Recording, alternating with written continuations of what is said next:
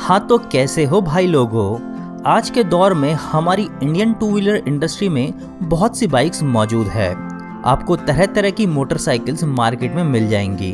फिर चाहे आपको माइलेज चाहिए, स्टाइल चाहिए या फिर पावर, आपको हर तरह का ऑप्शन अपने बजट के हिसाब से मिल जाएगा। लेकिन एक समय ऐसा भी था जब ऑप्शंस बहुत लिमिटेड थे और वो भी कईयों के बजट से बाहर।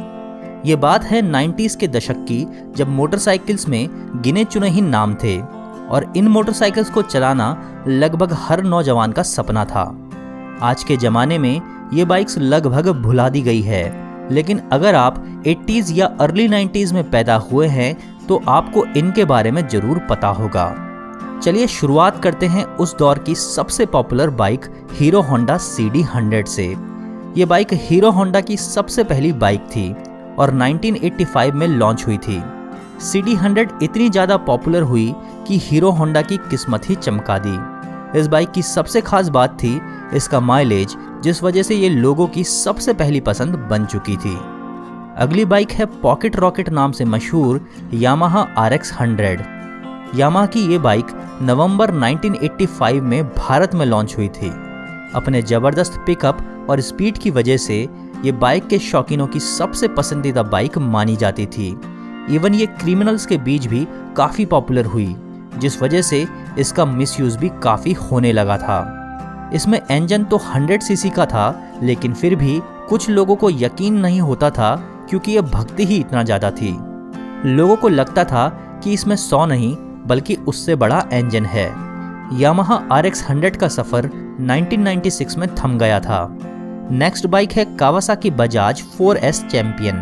यह बजाज की पहली बाइक थी जिसे 1991 में पेश किया था। इसको बजाज ने कावासाकी की मदद से डेवलप किया। 4S चैंपियन में 99.3 सीसी का 4 स्ट्रोक इंजन था, जिसमें कावासाकी की रेस टेक्नोलॉजी इस्तेमाल की गई थी। बजाज की ये बाइक हीरो होंडा CD100 के मुकाबले में उतारी गई थी। शुरुआत में तो ये बाइक अच्छी खासी बिकी, लेकिन धीरे धीरे इसकी सेल्स में गिरावट आने लगी। एट लास्ट 2009 में बजाज ने इसको डिसकंटिन्यू करना ही बेहतर समझा। इस लिस्ट में रॉयल एनफील्ड की बुलेट डीजल भी शामिल है, जो उन दिनों अपनी तरह की एक अलग ही बाइक थी। इसको टॉरस नाम से भी जाना जाता है। इसको स्पेशल बनाता था इसका डीजल इंजन। हालांकि एनफील्ड डीजल का यह इंजन इटली की एक कंपनी बनाती थी। डीजल इंजन वाली ये बुलेट अच्छा खासा माइलेज भी निकालती थी। कई लोगों ने इसमें 85 किलोमीटर तक का माइलेज निकालने का दावा भी किया था। बट इस बाइक से सबसे ज़्यादा नुकसान एनवायरनमेंट को होता था, क्योंकि ये इतना गहरा काला धुआं छोड़ती थी कि इसके आसपास की हवा में ज़बरदस्त पॉल्यूशन हो जाता था। इसलिए साल 2000 में इसको डिसकंटिन्यू कर दिया गया। अब बात करते हैं राजदूत 350 की, जिसको RD नाम से भी जाना जाता है। दरअसल ये यामाहा RD 350 का ही रीबैज्ड वर्जन था। ये लॉन्च हुई थी 1983 में और बंद हुई थी 1989 में। अपने इस छोटे से सफ़र में ये लोगों के बीच एक धांसू बाइक के रूप में जानी जाती थी, क्योंकि ये उस समय के हिसाब से काफ़ी पावरफुल बाइक थी। इसका 347 सीसी का इंजन 27 हॉर्स पावर निकालता था और ये 100 से ऊपर की स्पीड तक आसानी से पहुंच जाती थी। लेकिन इसकी कीमत भी बहुत ज़्यादा थी, जिस वजह से अधिकतर लोग सिर्फ इसके सपने ही देख पाते थे। अगली शानदार बाइक भी राजदूत की ही दूसरी मोटरसाइकिल है। ये बाइक है राजदूत 175। एक्चुअल में ये पोलैंड में बनी बाइक थी, जिसको एस्कॉर्ट ग्रुप ने राजदूत 175 नाम से 1962 में भारत में लॉन्च किया था।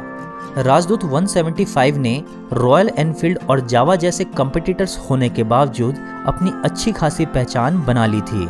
उन दिनों ये बाइक खूब बिकी, लेकिन जैसे जैसे वक्त बदलता चला गया, ये बाइक धीरे धीरे आउटडेटेड होने लगी। और जब 90 का दशक आया तो मार्केट में इसके मुकाबले कई एडवांस और दमदार बाइक्स आने लगी। और आखिर में 2000 का दशक आते आते राजदूत का 40 साल का सफ़र थम गया। LML, जो 90s में अपने स्कूटर्स की वजह से मशहूर थी, उसने एड्रीनो FX नाम की एक बाइक सन 2000 में लॉन्च की थी। अपने स्पोर्ट्स लुक की वजह से ये यंगस्टर्स के बीच में काफ़ी पॉपुलर हुई। इवन कुछ लोगों को तो ये इम्पोर्टेड बाइक लगती थी। एड्रीनो FX में 109 सीसी का इंजन था। एक ज़बरदस्त लुक और दमदार इंजन होने की वजह से ये बाइक ठीक ठाक बिकने भी लगी, लेकिन कंपनी के अंदर हो रहे कुछ लोचों की वजह से LML ने मोटरसाइकिल सेगमेंट से कल्टी मार ली। और अब बारी आती है legendary bike YZD road king 250 की।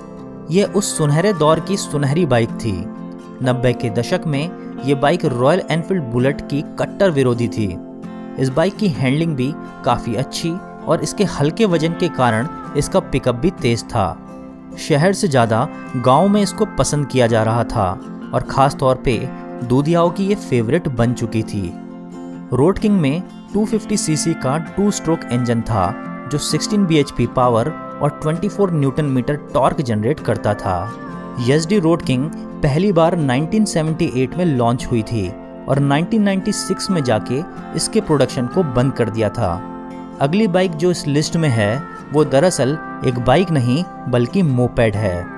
हम बात कर रहे हैं काइनेटिक लूना की। आई होप कि बहुत लोग इसको पहचानते ही होंगे और देखा भी होगा। ये 1972 में लॉन्च हुई थी। लूना को चलाने का अपना अलग ही मज़ा था। बेहद सस्ती, लो मेंटेनेंस और सामान उठाने की प्रैक्टिकलिटी की वजह से ये काफ़ी यूज़फुल प्रोडक्ट साबित हुई। और ख़ास बात तो यह थी कि इसको पैडल से भी चलाया जा सकता था। अगर पेट्रोल ख़त्म हो जाए तो पैडल मार के इसे खींच लेते थे। हालांकि ऐसा करने पर लोग हाफ जाते थे। लूना का प्रोडक्शन साल 2000 में बंद हो गया था। एट द एंड जो बाइक अब हम दिखा रहे हैं वो दिखने में तो किसी मोपेड जैसी है, लेकिन भगने के मामले में ये मोटरसाइकिल को भी फेल कर देती थी। इसका नाम हम आपको नहीं बताएंगे, बट अगर आपने इसे देखा या चलाया है तो आप नाम ज़रूर बताइएगा, ताकि हमें भी तो पता लगे कि आपने इसे देखा है या नहीं। इस बाइक में 64 सीसी का छोटा सा इंजन था, लेकिन एक्सेलरेशन में ये काफ़ी तेज़ तर्रार थी। ये 1988 में लॉन्च हुई थी और उस समय कम बजट के हिसाब से इसको काफ़ी सक्सेस भी मिली। बट धीरे धीरे ज़माना बदला और लोगों की पसंद बदल गई। फिर 2003 में इसका प्रोडक्शन बंद हो गया। तो ये थी वो 10 मोटरसाइकिल्स जो हमें आज भी बीते ज़माने की याद दिलाती है। कभी वो समय था जब इन बाइक्स को पाना हमारा ड्रीम हुआ करता था। वैसे इन सभी लीजेंडरी बाइक्स में आपकी पसंदीदा कौन सी थी या किसको चलाना आप पसंद करते थे, वो हमें कमेंट में ज़रूर बताएं। जय हिंद।